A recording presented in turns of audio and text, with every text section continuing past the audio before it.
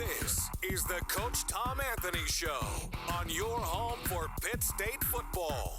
To the near edge, and he's buried. Jordan Rogers was not fooled. Drops him back at the 11-yard line. Highlights, insights, and what's next for Pittsburgh State. Jalen Fuchs, far side return for Pitt State, has a sideline. Jalen Fuchs is going to go after a block punt for a safety. Pitt State special teams strikes again. Fuchs with a first career touchdown. It comes via kickoff return. It is 22-7. You got to be kidding me. Here's the voice of the Gorillas, Eddie Lomshek. Good Monday, football fans, and greetings. Welcome to the Coach Tom Anthony Show. Eddie Lomshek along with Pitt State head football coach Tom Anthony. PSU is coming off a 44-20 win at Missouri Western this past Saturday. On this Monday evening, you may be listening to the first installment of the show on our flagship 100.7 or through the KSHQ app.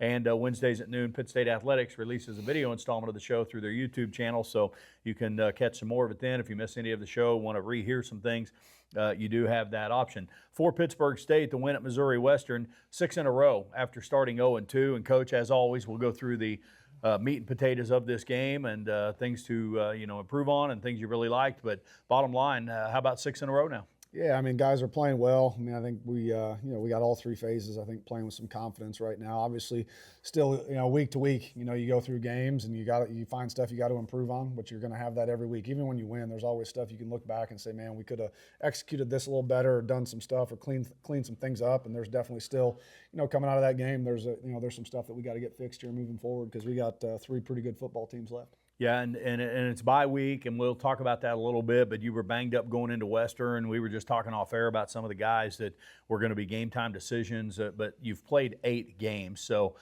with that, talk about the timing of the bye week as you get set for the stretch run of the regular season. Yeah, I love it. I mean, I when we go back, when we were doing our schedule and UCO wanted to move that game up, I thought it would be great just to move that up, knowing then we'd get a bye week here.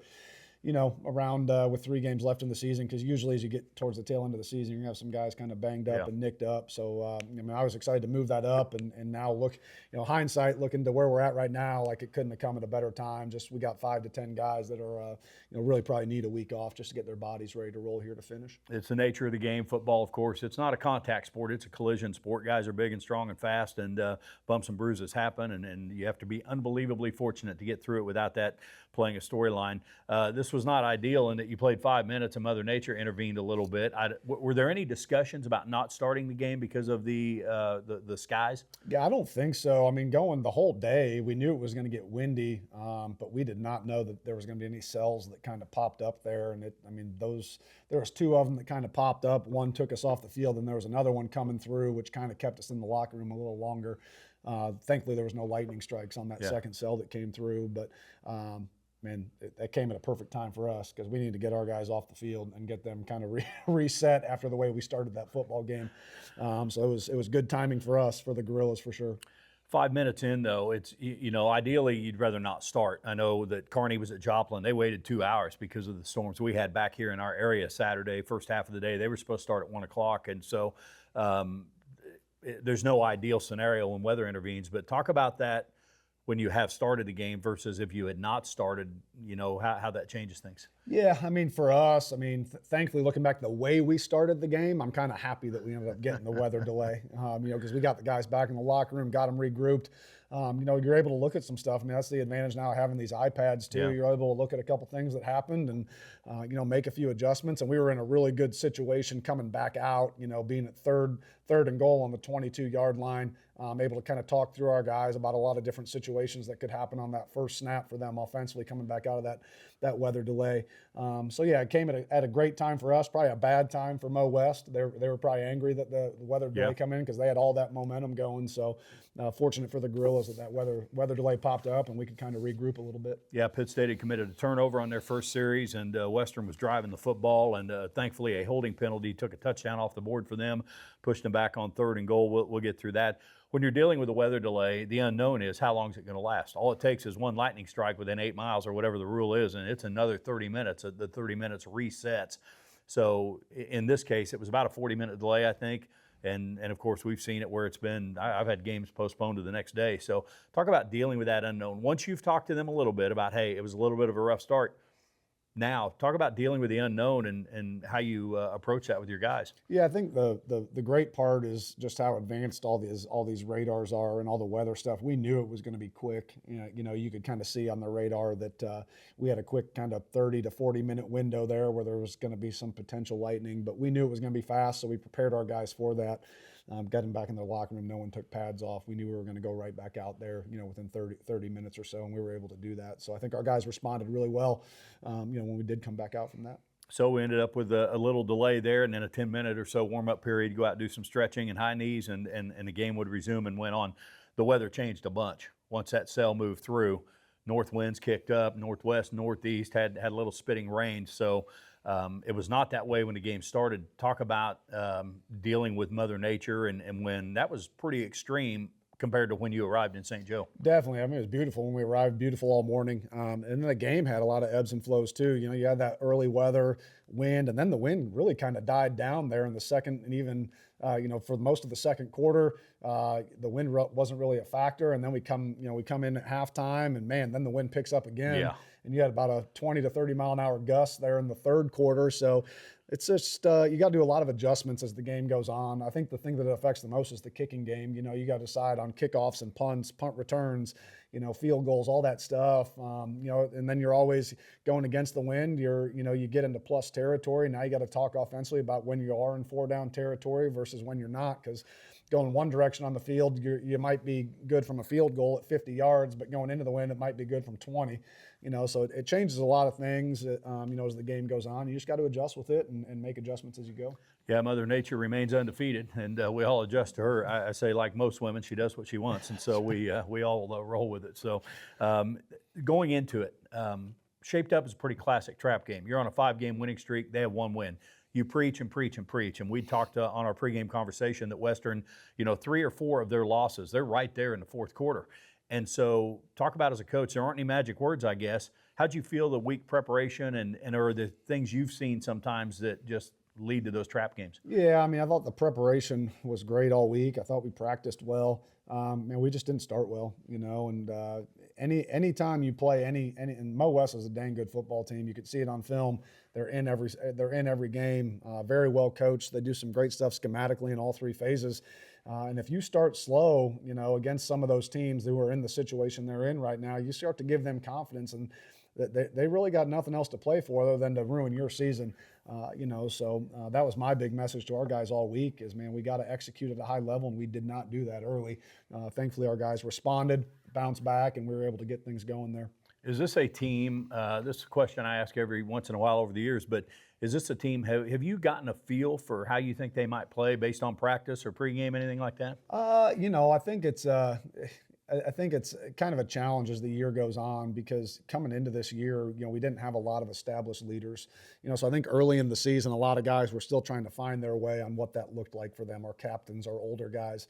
But I do think over the last month and a half, after that 0-2 start, a lot of guys, the eyes opened up, right? I mean, urgency has to kick in at that point. So I think a lot of those guys now have started to really embrace those roles that they're in. And again, just super proud of the leadership I've seen from our guys over the last month, not just our captains, but also a lot of our older guys have really stepped up. Jordan Rogers is one of those guys who isn't a captain, but man, he's become, over the last 2 to 3 weeks, on top of being a really good football player for us, has become a really good leader for us, just in terms of setting the standard, calling guys out when guys need to be called out. Jackson Berry's another one, not a captain, but has become a phenomenal leader for us, over the last month or so. So again, just seeing those guys kind of grow into those roles is part of just what our team is right now and who we are. So again, just proud of those guys for doing that. Those 2 guys you named are obviously in their final year of eligibility. Do you see sometimes a sense of urgency and reality set in with some of those guys in their last year that, hey, this is the last time we're going to go through this, so let's make sure we're where we need to be? Definitely. I mean, I think any guy that's in their final season, any senior, I always tell those guys, man, this is the last time for everything, right? It's the last homecoming. It's the last, we're going to play Missouri Southern on November 1st at home, and for those guys, it's their last guaranteed game at Kearney Smith Stadium, right? Hopefully we get more games at Kearney Smith this season, but man, this is the last guaranteed opportunity you have to play in front of, the home crowd at Kearney Smith. So just getting those guys to embrace that moment and trying to not let it be extra pressure, but man, just embrace it, right? Because it's been a fun ride. I've been around, for 4 to 5 years with all those guys, and it's been fun to watch them grow and mature. And I just want them to be able to take advantage of all these opportunities they have. So Pitt State would do enough on Saturday, 44-20, and it was a really second half that was dominated by the Gorillas to an extent. So we'll go ahead and take our first break. When we come back, our player segment, Austin Schmitt will join us. Eventually, Coach Anthony will rejoin us, and we'll go through the Missouri Western win and look forward more to the bye week. We'll do all of that right after this. The Silverback Fund just helps us go above and beyond to be able to be the best in the MIAA. You see it as a financial investment, but it's really an investment in people, which is what Pitt State's all about. We recruit at such a high level. We are competing against a lot of Division I's now. What's going to set us apart and have us in the conversation is the financial part of it. We couldn't have this success without individual donors, without the community support. If you're on the fence about giving, come out to games, look at the athletes, and see what kind of experiences they're getting. Welcome back to the Coach Tom Anthony Show. Eddie Lomshek on our player segment of the show this week. And with us, junior kicker Austin Schmitt. We like to say kickers are football players too, and Austin proved that with his first career touchdown against Washburn a couple of weeks ago. Big week for him up at Missouri Western in the 44-20 win this past Saturday. 3 for 3 on field goals, including 2 from 50+, one right at 50, and a career-long 56-yarder we'll get to. But Austin, obviously, let's talk about the team first. An 0-2 start to this season. Where would you start on this team being able to string together 6 in a row? Yeah, we played a couple of good teams at the beginning. Everyone saw the schedule, but starting off 0-2, it kind of helped us be where we're at today at, 5-2, 6-2. So starting off 0-2, we definitely need that. Just got to be more disciplined, and we continue to grow off of that. What were some things said around the team after an 0-2 start? There was a lot of season left. You don't want to let it completely spiral away. What were the conversations like among the team and at practice to make sure you were where you needed to be mentally going forward? Yeah, so after the 0-2 start, we talked about the little details. Like, we didn't think the little details were there where we needed to be, but after going 0-2, it kind of opened our eyes and got down to the little details to make us better. For you, out of Green Valley, Missouri, just east of Kansas City, you're a true junior, came in as a true freshman and played right away. And so take me back to that. Coming out of high school, talk about what you remember about the recruiting process and what ultimately led you to Pitt State. Yeah, so, I played soccer my whole life, didn't expect to play football till about junior year in high school, and I decided I was a little decent at kicking, so kind of stuck to it. I've always loved football, but the recruiting process was good. I talked to Coach Ann a little bit, but it was mostly Coach Wright at the time. Yeah. But, awesome community, facilities, everything. Did you have much familiarity with MIAA schools or Pitt State specifically? I did not. My sister went to Northwest, and I live a little bit by UCM, so just knowing those two schools, I didn't know much about Pitt until I got down here, and it really brought my eyes to where I need to be. Yeah, if you go back on a visit weekend and maybe your parents came or whatever it was, what do you guys remember just about the impressions of the presence of the university in the community and then maybe specifically the football side of things? Yeah, so I came during winter break and there wasn't many people in town, but the about 10 to 15 players that were here showing us around, it was like a brotherhood. You can tell they knew each other pretty well, not just like their names, they knew where they were from and everything. So just being able to see a brotherhood around here was good to know. And then kicking as a true freshman, what do you remember about the discussions as to whether or not you would redshirt? Yeah, so it was a couple days before the game. I didn't know if I was even going to play or what, but Coach Wright called me up to his office. We had a good conversation, and from that day, it's been pretty good. In high school, you can kick with a black waffle tee, but you did not. Is that right? Did you just kick off the turf? Correct. As soon as I started kicking, I didn't know what I was doing, really. Didn't know you could even have a tee, but just coming from a soccer background, kicking off the ground was kind of natural to me. And you and I have had a chance to be around each other. You've worked with my son, who's a kicker in high school, his senior year of high school. But talk to me about your kicking coach. You had a guy, that's a pretty interesting guy, right, that you were able to learn under? Yeah, so I started off with Coach Aller. He's actually at Northwest right now, so don't talk too much. But we brought in Devin this year, and he's done great things for our specs. I mean, he was a punter at K State, so he knows a lot of his stuff. Yeah, and as far as adjusting soccer kicking to kicking a football, where would you start on the biggest differences? I mean, just obviously it's a different shape, but soccer, it's much more just nice, easy taps, and doing field goals, it's a lot different. It's kind of like a golf swing. You got to get under it, got to get enough power, alignment. It's a lot about golf, basically. You play golf? A little bit. I'm not very good. But well, that makes two of us, and I don't play at all, and I know I'm no good. Austin Schmitt with his junior kicker on our player segment of the Coach Tom Anthony Show. So the relationship, you have to have the timing with your snapper, your holder, and obviously this year it's a new set of guys. Yep. Talk about the work you put in and some of the things you talk about to fine-tune that as well as you can. Yeah, so we have new long snapper, Austin O'Hara, and new holder, Tyler Antle. But in the spring, we worked on it a lot because, I mean, all three of us were new at working together. But just the chemistry over the spring and then into the summer and now into the fall, we've came a long way, and it's starting to really connect. Give people an idea of the reps you take. There are special teams periods at practice where you are out there, and I've been out there, and they move you around on the field, and everything is timed and filmed and all that. But when it's not a special teams period, talk about some of the stuff you're doing over on the side. Yeah, so we try not to kick too much to prevent injuries and stuff like that. But during like the individual periods, we just kind of do no steps, one steps, kind of going back to golf again. I mean, you don't have to do full swings. You don't have to hit your driver every time. So just kind of doing one steps just to make foot-to-ball contact. And so a couple of things with you. Obviously, the touchdown against Washburn. As a kicking specialist, you don't get that called very often. You guys practice things. Coach talked about we needed to get that on film, had to be on the left hash. What's going through your mind when that fake field goal is called that you have to focus and you're not too distracted by excitement? Yeah, at first when I heard the call, I was like, oh, we're actually running this. I mean, we practiced it for 5 to 6 weeks, but once he called it, surprisingly, I wasn't too nervous. But once I saw the snap go right to the holder, and I trust Tyler in between the legs, little flick, I knew it was going to be good with Luke blocking on the outside as well. So. Yeah, good to get Luke out there in front and have that. And so first career touchdown in that regard. Obviously, kickers don't get it, and then you get a chance to kick the extra point. Was your heart racing a bunch and about kicking the PAT? A little bit. Adrenaline was still going, and I still wasn't sure what was going on after I got in the end zone. But after a little while, it calmed down. Coming off a game with 2 50-yarders, career-long 56 there at Western. Didn't have a ton of lift on it, but talk about, I guess, when you're attempting a kick that long that, again, you don't want to overdo it. Talk about the consistency needed from 20 or 50. Yeah, so PAT or 56-yard or whatever it is, I try to keep the same swing. For the most part, I try to, but there's times where I have to overswing, and I probably overswung a little bit, which made it go low, but it worked out.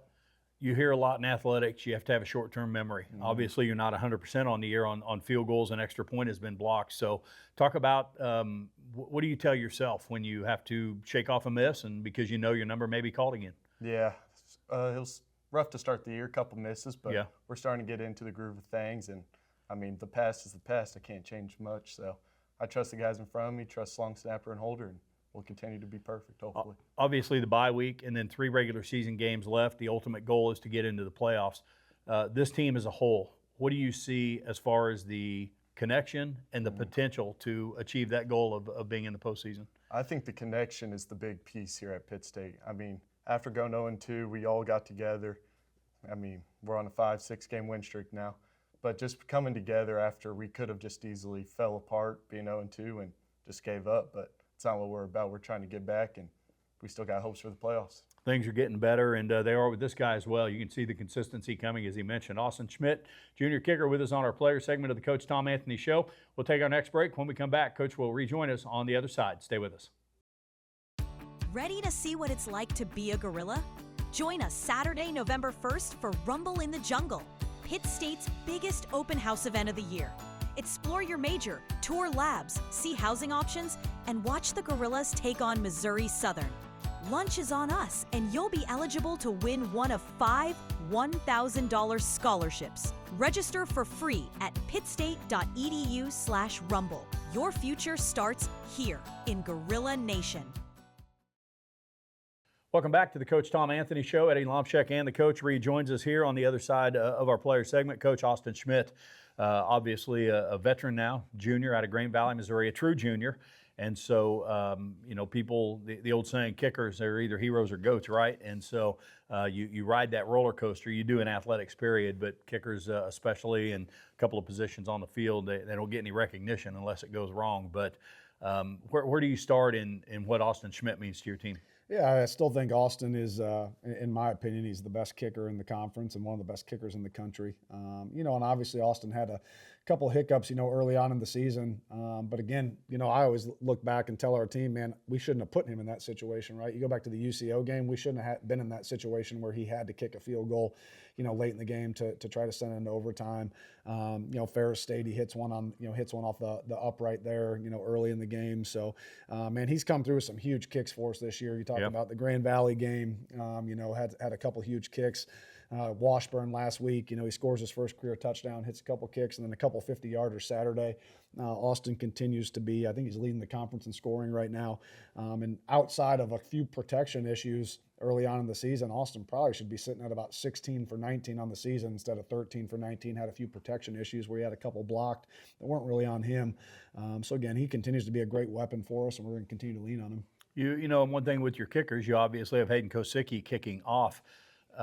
With that, and Hayden kicked a little bit last year, place kicking. Austin was dinged up and missed a couple of games. But talk about those guys just handling one aspect of the kicking, what that allows them to do towards their craft. I think it definitely allows them to just focus more on, right? Hayden knows he's our primary kickoff guy and kind of the backup kicker if something happens to Austin. Austin knows he's our primary place kicker. So again, allowing those guys to kind of really focus hard on those two things, but it also kind of keeps some of that extra work off that, right? We don't have to send Austin out there to do all the kickoffs, which kind of helps save his leg a little bit, as you start to work through these heavy games, and especially towards the tail end of the season, as kind of the grind of that long season starts to kick in. And special teams, every coach talks about how hard they work at it. In a league like the MIAA, you'd better work at it because every play can matter. So give people an idea of your specialist, and you're out there at practice, and might be offense and defense on the field, but they may not see on the sideline what's going on. And just talk about the time that long snapper, holder, those guys and the work they do to be as good as they can be. Yeah, when we're not in a special teams period at practice, and we're kind of individual offense, defense group or our OD team stuff, those guys have their own practice face. There's very specific stuff they're working on. Tyler Antel's just working on drops, we're working on our short snaps, we're working on our long snaps, the operation time. Those guys are down there filming everything on an iPad, clocking the operation time from snap to hold to kick. And those guys spend so much individual time on their craft. And we need them to, right? Because like you said, those plays are very, very important. I've been, pleased for the most part with our special teams throughout these first, the front 3/4 of the season. So I think all those guys do a great job and are so dedicated to their craft.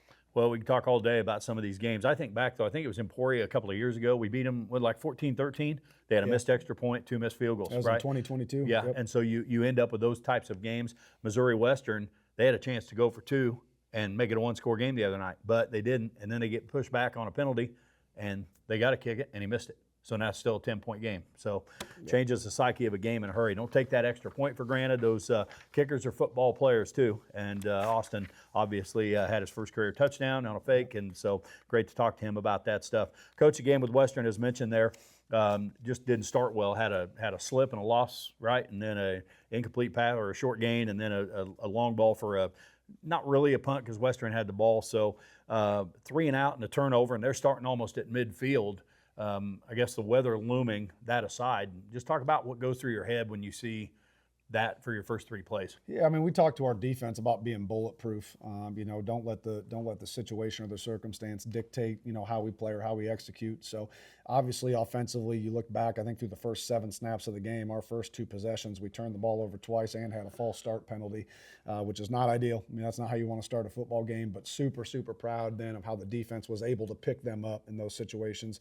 You talk about that first interception that we threw, we hold them to a missed field goal attempt right there. And then then come back out and we fumble the football and then we force a punt, right? So super proud of the defense of picking up the offense in that situation. That goes back to that complementary football stuff. And there was times in that game, where Mo West had some stuff going offensively, and we needed our offense to pick us up. And boy, did they do that and help the defense out as well. So I think that's kind of a sign of what you hope as a coach.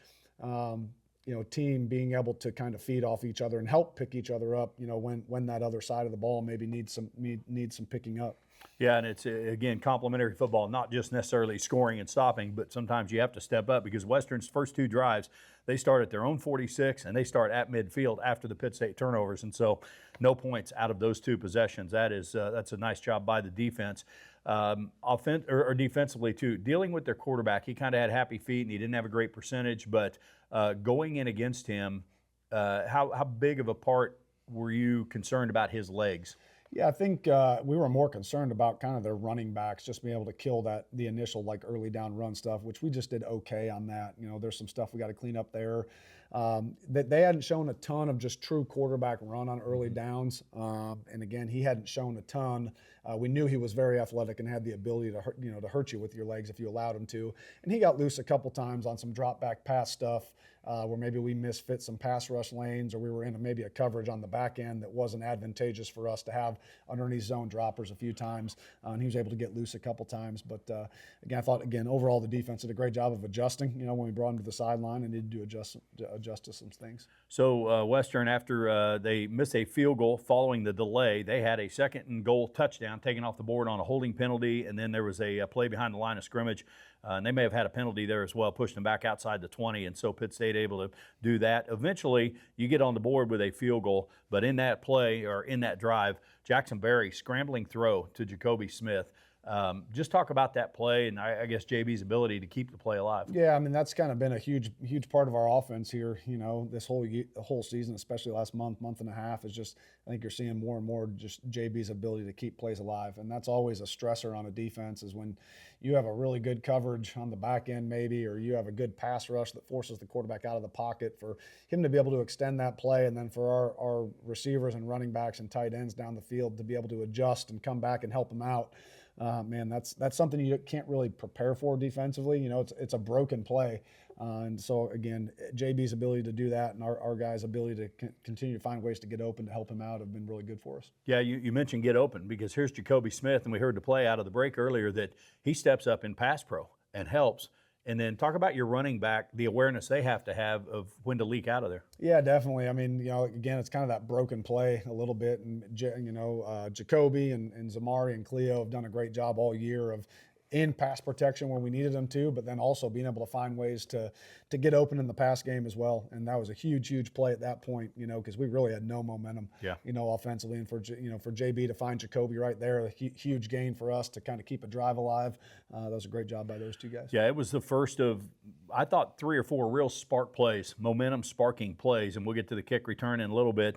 But Austin would come in and bang it through from 31. So the Gorillas get on the board. Western starts at their own 35, and then they line up to punt. Gorillas get called for a 15-yard penalty. Landon Bluebot. Talk about that rule. Yeah, it's a rule that we know about, and just kind of a mental bust there by Landon. You can't jump over the shield. That's a hard line rule. It's been in place for a couple years, and Landon just made a poor decision right there to do that, and it ended up costing us 15 yards, automatic first down for them, and then they were able to go down and score. So, again, just continuing to stress with our guys. Just the importance of just that emotional intelligence and playing within yourself and playing like with a high level football IQ. Those plays cost you, and they cost us a couple times on Saturday. A couple of those personal foul deals that kept drives alive for Mo West.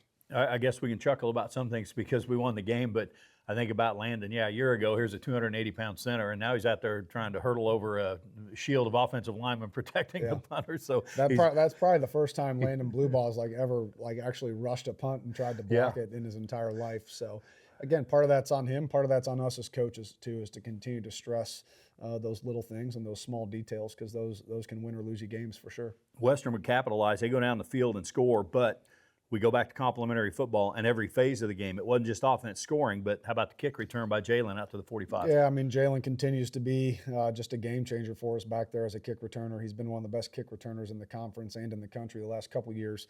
The KOR team did a great job of blocking it up the right way, and he was able to find a hole, then bounced it out towards our sideline and turned it into a big return, which got a ton of momentum, back to our offense right there. And then we had the wind at our back, which, is advantageous for us as well in that situation. Jordan Rogers has been back there, but he was not the other night dealing with a foot thing. He obviously played in the game, but limited his plays to an extent. So talk about that, staying fluid, I guess, dealing with injuries, and kick return is, it's so important. You got to have a sure-handed guy, and of course speed, people think about that, but what goes into everything when you evaluate who can return kicks? Yeah, I think it's just a knack kind of for catching the ball, making good decisions back there too.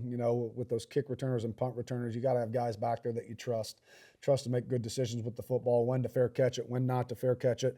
And then part of that too is just continuing to develop guys. You saw Spencer Ward come in late in the game and had a good kick return for us. Zamari's back there, Jordan's back there, Fuchs is back there. So part of that too is just recruiting those guys too. When you watch high school highlight film, you want to find some guys that have some return ability as either kick returners or punt returners as well. Great drive by the Gorillas. Had to take advantage of the field position, and they did. 5 plays, 55 yards. Zamari Plode, Gary, 2-yard run. Your run game, and we may talk about it more later, but 3-touchdown night for ZPG. Yeah, he's doing a great job for us, continuing to get comfortable. Obviously, Cleo's been a little banged up the last couple of weeks. Cleo played, Saturday, and I thought had a really good game. He was actually our leading rusher when it went in terms of yardage. But having Cleo and Zamari back there, and then being able to sprinkle in Jacoby and Dylan Van, and then JB's ability to help you as well in the run game. I think we have a really good. I'm very happy right now with where our running back depth is and our ability to just roll multiple guys in there, and there's really no drop off. And then again, credit to the offensive line. I don't think those guys get enough credit for how we've been able to run the football, over the last month and a half. Western came into this game leading the MIAA in rush defense, yards per game. Pitt State goes for 264 yards and 6-yard average, and that's even counting a couple of kneel downs there at the end in victory formation. And so really spreading the wealth a little bit, as Coach mentioned there, with the number of guys that were in it. Yeah, Cleo averages 10 yards per carry, Jacoby 9.1, and if people don't know, that's pretty good average. So that's a pretty good night for the Gorillas against what was the number 1 rush defense. Coach, Western comes right back, though. They go down the field and started at their own 25, and they have a couple of first downs, and then they would try a flea flicker. And how about the eye discipline of Elijah Morton to stay home and get a 10-yard sack to derail that drive? Yeah, great job by Elijah, discipline right there, and great job by the guys on the back end, too. A lot of those kind of reverse double passes and all that, you got to stay disciplined everywhere, and Elijah did that. Our guys on the back end stayed disciplined as well. And again, with some of that stuff too, it's kind of luck of, am I in the right call? And we just happened to be in the right call there defensively that allowed our guys kind of on the first, second, and third levels to be able to defend that play. You see it so much in football, right? A team's driving the ball. It's so tempting for those play callers that now we go for the jugular. And that's one Western may want back, because they were moving the ball methodically with what they were doing up to that point. So that turned into a huge play because Western would have to punt the football. Gorillas get it back from their own 11. Nice drive, stalls out, fumbled field goal snap, and ends up being a turnover on downs. Western covered it at their own 6. But now we're in this point in the game here, right? You're looking at timeouts. You're looking at they're getting the ball out of the locker room. Final 2 minutes. Western gets the ball at their own 6. Can't do anything with it. You guys end up with points when you started at your own 30 with 21 seconds and no timeouts. So how about that execution in the hurry up? Yeah, great job by the offense. We knew with that heavy wind at our back, we just kind of had to get across, probably get to that plus 40, plus 45 to give Austin, a shot at a field goal right before halftime. And great job by the offense, couple completions right there, and then they were able to go down and kill it, with a handful of seconds left on the clock. And then a great job by the field goal team to come out there and protect it and put points on the board right before halftime. 50-yard field goal, 1.7 on the clock, put the Gorillas up 13-7. It's the second 50-yarder at that time this season for Austin, one of what would end up being 2 this night. So 13-7, here you are. Both offenses have moved the ball at times, and yet you're in kind of a slugfest of a score. What do you remember telling the guys at halftime? Yeah, I mean, I told them, man, I was proud of the way they came back out from that weather delay and kind of got the momentum back in our favor, did some good things, and then obviously some stuff we needed to clean up at halftime, couple adjustments, we needed to make in all three phases based on what we were seeing on film. And then again, just, man, incredible the way our guys came out there that second half and kept fighting and kept battling. We were able to put some stuff together. 13-7, Gorillas at the break. Third quarter was kind of a wild one. Pitt State eventually a 44-20 win. We'll take our next break, come back. We'll go through the second half of Missouri Western, and still to come, look forward to the bye week for Pitt State. We'll do all of that with Coach Anthony right after this.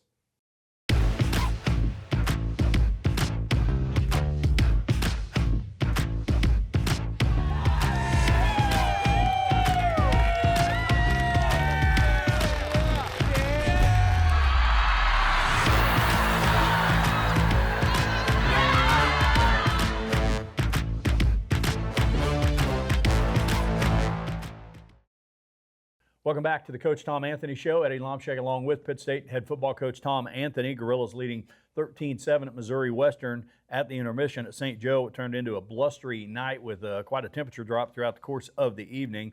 Western would get the ball out of the locker room. Let's start with that weather. Go back to the weather. You guys end up giving Western, or you get the wind, I guess, in the third quarter. What all goes through your mind there on when to have that wind? Yeah, I mean, it was something we discussed it all.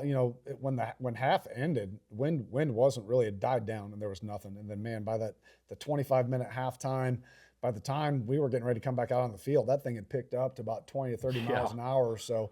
At that point, talked to KB, talked to the offense, and kind of said, "Hey, do you guys want this win here in the third quarter?" And they were like, "Yeah, we'll give us the win. We'll score." I said, "Score or scores? Can we get multiple? Because they're going to have the win in the fourth." And man, they did a great job. I think we had 17 points in the third quarter, so great job by the offense of taking advantage of that. Because we kind of needed them to at that point. So Western kickoff touchback from Kosicki. Western at their own 25. 4th and 1 at their own 34, and I think, well, they're going to try and draw them off sides, but I didn't think they'd want to do it and burn a timeout that early in the half. So they kind of throw down the gauntlet there, going for it at their own 34. But talk about the play of your defense. Yeah, great job. I mean, great call by Coach Nutt. Great job by the guys executing there. I had a feeling that they might, in that third quarter, maybe take some of those chances just because you're punting into such a heavy wind.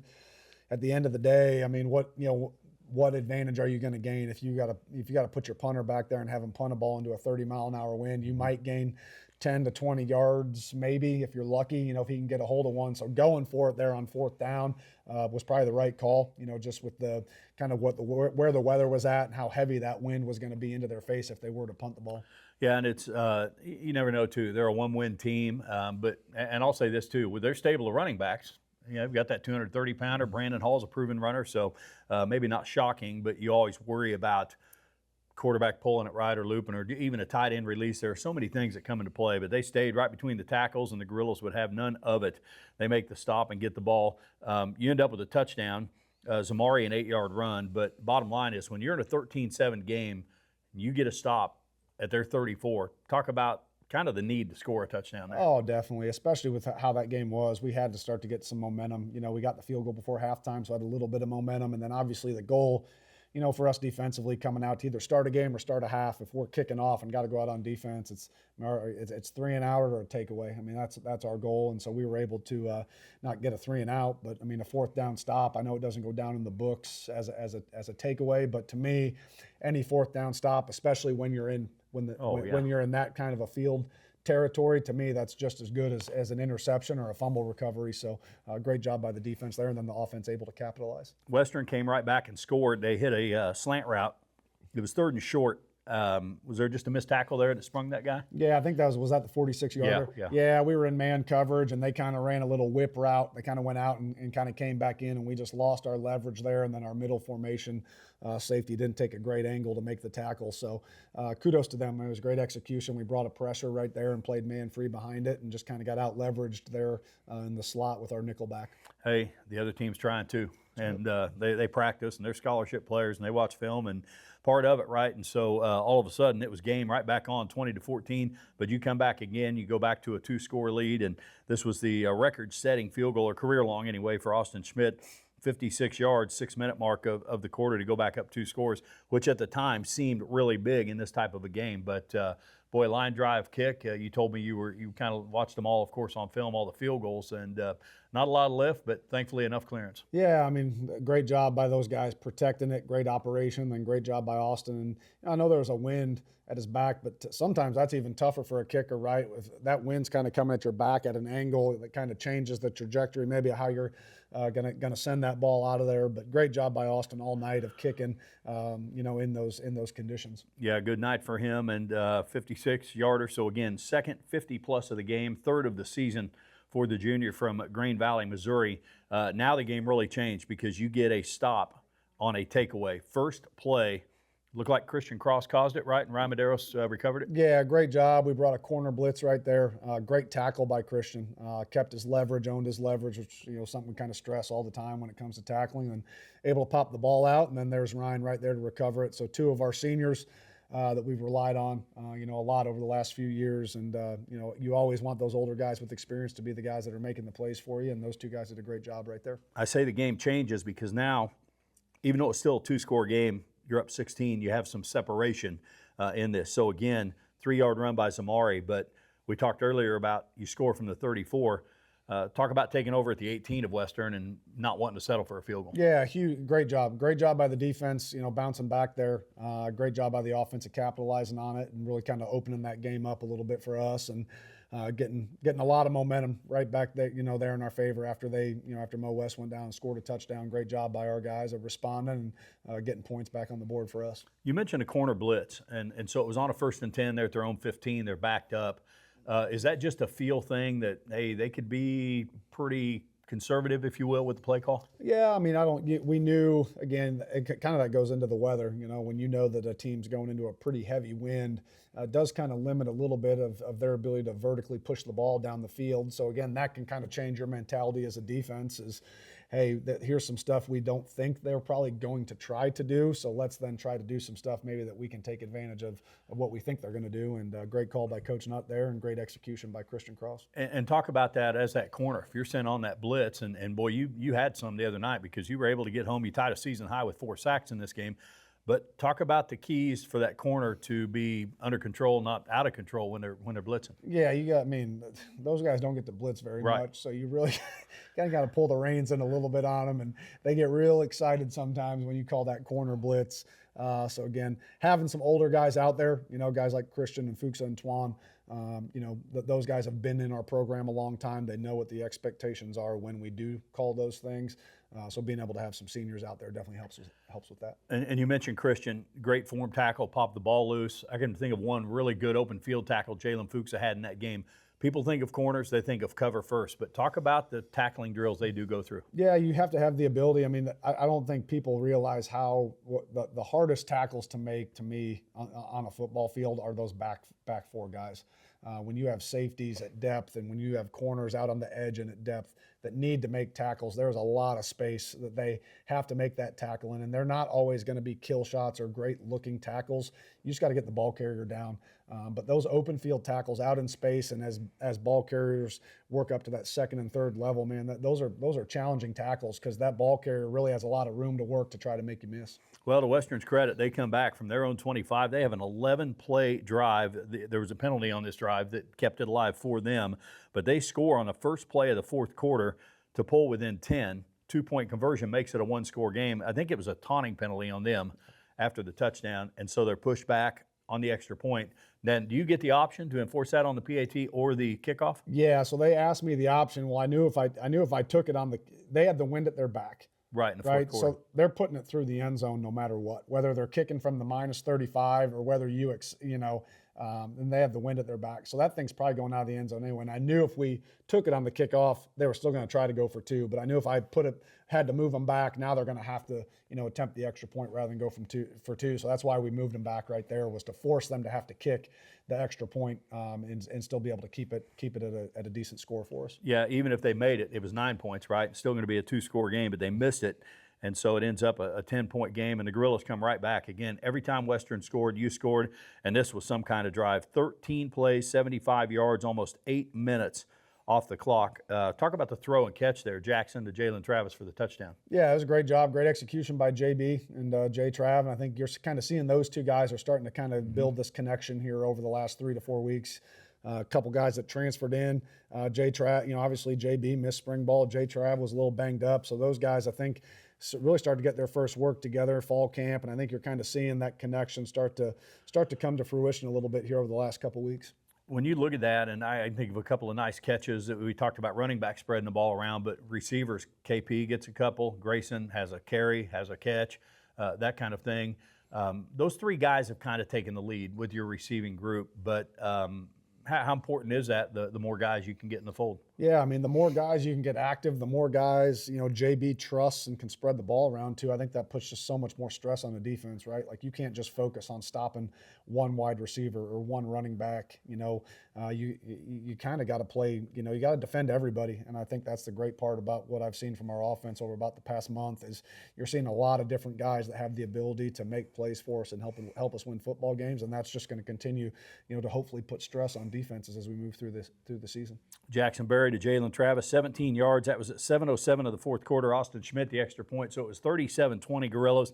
Now you have a 3-score lead. There's still 7 minutes left. They do have the win. Things can happen fast. So this was kind of a make-or-break series for Western. And on fourth down, you end up getting home. I think Kiro Martin had the sack, right? And Eli the recovery? Yes. Turn him over on downs. So Kiro Martin, as you run defensive linemen through, and we've talked about some of these games, warm weather, they've not had to play a ton. Where is he in the process? Yeah, he's done a great job. I mean, he's a guy that we played last year, as a true freshman in those 3 games and was able to step up huge for us early in the season when we didn't have Malik Berry, when he was out with injury. So we knew we had a great football player in Kiro and wanted to keep that red shirt on him last year. Man, he's stepped up huge for us this year as a redshirt freshman and has a super bright future, I think, as to be one of the better defensive linemen in the MIAA moving forward. With that rule that was put in a few years ago, D2 players can play in 3 games, maintain that redshirt status. Obviously, some guys are more ready physically. What all does it boil down to when you consider whether or not you play a kid at all? Yeah, I think position depth, number one. Do you need him to play? And then obviously, is he ready to play? Kiro, we needed him early last year, and he was ready to help us. Then when we got Malik back, we knew we didn't need him quite as much. So we were able to keep that red shirt. You look this year, corner room, we obviously have the 3 older guys, but it's pretty thin after that. So Quincy Minor is a guy that's not going to redshirt this year. The true freshman corner had a huge pick for us against Washburn. And we're going to continue to need him moving forward. Quentin Kirby's another one, a true freshman safety for us that had to play a bunch on Saturday, with J-Raj kind of being banged up and dinged up. So a couple of those guys, it's kind of a position need, but also are they ready to do it? And, so that's kind of, you got to balance that and kind of weigh that, throughout the season. That kind of sealed the game for the Gorillas, up 17, get the ball back at the Western 30. So again, field position. You're talking about 3 touchdowns in the second half. Pitt State scored, started at the Western 34, the 18, and this one at the Western 30. What'd you see on the end around? 3rd and 10, Grayson Holbert for a touchdown. Great call. I was told that our GA Chance told KB to call that thing up there on 3rd and long, and KB gave him the credit. You go, hey, Chance, I wanted to dial that one up. So great job by those guys, kind of seeing something from up in the press box and putting us in a good position there to be able to execute. Western, one last gasp, if you want to call it that. Gorillas would turn them over on downs, and then Pitt State picks up a couple of first downs, able to kneel out the final seconds and burn the final 2:53 off the clock in a 44-20 win. Coach, your run game right now, again, 264, a 6-yard average as a team. It just seems each week. It's not a season high in rush yards for you, but talk about the consistency you've seemed to develop. Yeah, I mean, great job by the offensive staff of putting together a game plan where they feel like we can attack people. Then great job again. I don't think we talk enough about our offensive line. Obviously the ball carriers and Jackson Berry, they get a ton of that credit. But man, like those 5 guys up front have been pretty dang good all season for us. And I think you're really kind of seeing them start to turn it on a little bit. And super proud of those guys. A lot of new starters on that offensive line this year. There's some kind of question marks and some having lost some older guys there after last season. So super proud of those guys and the way they've been able to execute each week. And anytime you got an O-line that can block at a high level, you're going to open up some holes, and then those guys are taking advantage of it. Yeah, there was some newness, and a guy like Drew Daniels, he's a 2-time all-conference guard. He's playing center. The Washburn game was really the first game that you've had some moving parts on the O-line. Talk about the importance, I guess, at the risk of overstating the obvious, the importance of those 5 playing together as much as they can. Yeah, definitely. I mean, all 5 of those guys were together all spring ball, all fall camp. Obviously, Drew having a lot of experience, Carter Stanchfield having a lot of experience, started every game for us last year at guard. Kobe James and D. Graff played a little bit last year, so they weren't foreign to playing. Then obviously Pecco, sliding in there at our right guard, actually made some starts last year for us when Drew was banged up at the beginning of the year. So even though there's some newness on that O-line, all 3 of those guys outside of Drew and Carter, those 3 kind of newer starters for us, all had some experience. And, man, those guys are gelling right now. And, again, super proud of them. And great job by Bill. Having an offensive line coach that's been coaching O-line for longer than I've been alive, I think is, that has a lot to do with that as well, too. We may have touched on this here, but some of those young guys, right, that you look at Bradley and Conley and whoever else, Sebastian Carter, some of these guys that have had to play, especially during the Washburn game, see Quentin Bradley out there in your jumbo package. Depth-wise, you like where you are with the O-line room? Definitely. I mean, I think we got 3 or 4 guys that, we wouldn't bat an eye to put them in if somebody got dinged up and banged up, and they were able to do that in Washburn and came in and played well. But also as a coach, I think it really excites you for the future as well, to know that you have, 3 or 4 guys that are sitting there waiting for their turn that are going to be really good players for you down the road. Missouri Western 44-20 in favor of the Gorillas. Some numbers: 8 tackles for loss, tied a season high with 4 sacks, 5 pass breakups. Stephen Ward, he had a big hit early on a sack, and just a linebacker's dream, right, when you get your number called and you come untouched. 10 tackles, 3 for loss, 1 sack, a pass breakup. How about his night? Yeah, I think Steve-O had one of his best games for us. He's a guy that, again, didn't play a ton for us last year. He kind of sat behind Jack Barkley, and then Kanan was our Mike. So he didn't have a ton of reps. So this is really kind of his first time as a starter. And, early in the year, we were trying to find the best group that we could play at that linebacker position. So we kind of had to bump Steven around a little bit, which I think maybe caused maybe some issues for him early in the season. But I think now he's really settling in at that Mike linebacker position with Blake right next to him as our Will.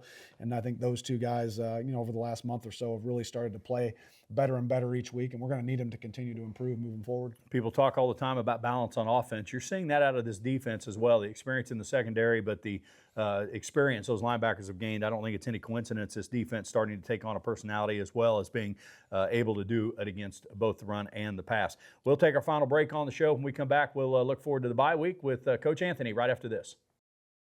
Pittsburgh State University Alumni and Constituent Relations, engaging Gorilla alumni and friends through Gorilla gatherings, family events, programming, and a variety of benefits and services. Ride with Gorilla Pride in Kansas, Missouri, and Oklahoma. Personalization available in Kansas and Missouri. Honoring our Gorilla greats and their achievements with alumni awards. Find an alumni event near you or learn more about us at pittstate.edu/alumni. Welcome back to our final segment of the Coach Tom Anthony Show on this Monday. Again, show airing on our flagship 100.7 and through the KSHQ app. Video installment of the show released Wednesdays at noon on the Pitt State Athletics YouTube channel. No show next week. Gorillas have a bye, so Coach won't have to put up with any of us, and maybe these coaches actually get to see their families a little bit on bye week. So Coach talked earlier about the timing of it. It's built in, but how much of this goes back to seemingly every coach I talked to in our league, they were absolutely in favor of week 0 to give you this option? Yeah, definitely. I think it's again, as you look back, on the previous couple months, I mean, it couldn't come at a better time for us. So very thankful we moved that UCO game up to the front end of the season, because we got 5 to 10 guys, I think, that we need them to have this week to kind of get their bodies ready to go.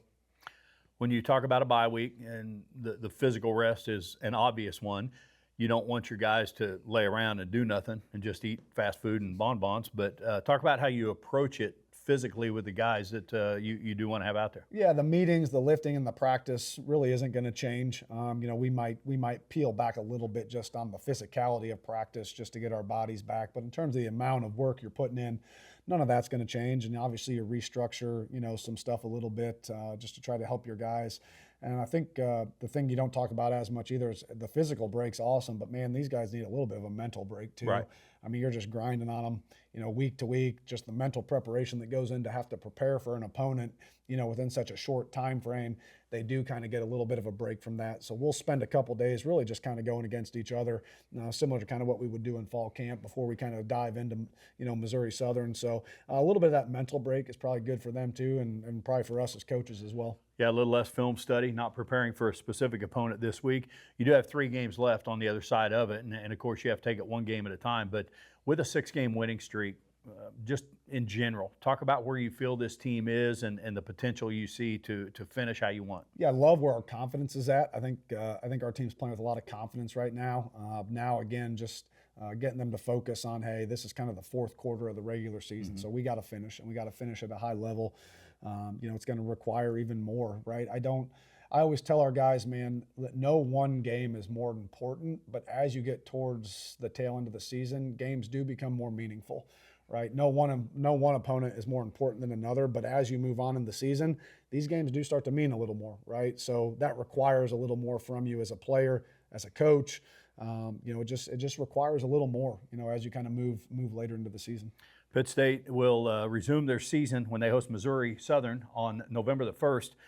It's going to be a busy day. It's going to be Senior Day, Hall of Fame weekend, and Military Appreciation all rolled into one. And so that'll be a busy day. Make sure that's on your calendar and want to be a part of all of that stuff. So we won't have a show again next week because of the bye week. We'll be back after the Missouri Southern game. That November the 3rd will be our next installment of the Coach's Show. For Coach Anthony and our player guest, Austin Schmitt, I'm Eddie Lomshek. Thanks for being with us, and go Gorillas.